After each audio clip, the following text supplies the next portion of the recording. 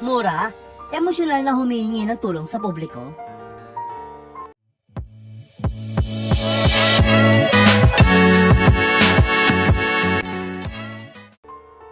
Nakakalungkot ang sinapit ng dating komedyante na si Mura, na ngayon ay taos-pusong humihingi ng tulong sa publiko matapos ang matinding trahedyang ito.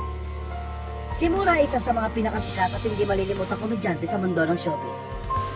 Matatandaan ko na siyang sumikat matapos siyang ipakilala bilang kakambal ng yumaong komedyante na si Mahal sa dating Kapamilya Noontime Show na Magandang Tanghali Bayan noong 2003. Hindi ringin sa kaalaman na marami na tulad ni Mahal, may kondisyon din si Mura na tinatawag na dwarfism. Ipinakilala si Mura bilang babae, ngunit sa tunay na buhay ay isa siyang lalaki. Alan Padua ang kanyang tunay na pangalan.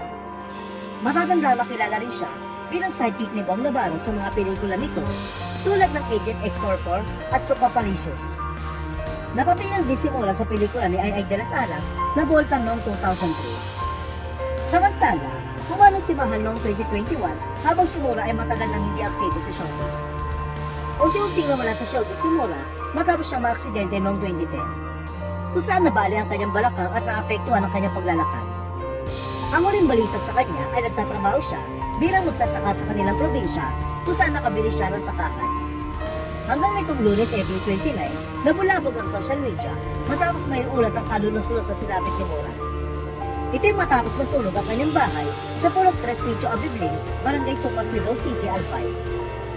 Sa isang viral video sa social media, makikita umiiyak si Mura habang ikinukwento ang sinapit ng kanilang bahay na natupok ng apoy. Ayon kay Mura, wala silang naisalba kahit anong gamit.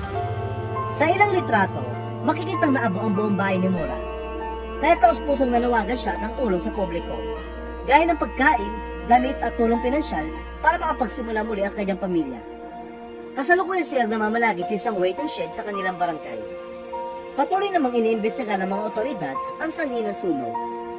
Samantala, bumuhos ang tulong at panalangin para kay Mura at sa kanyang pamilya.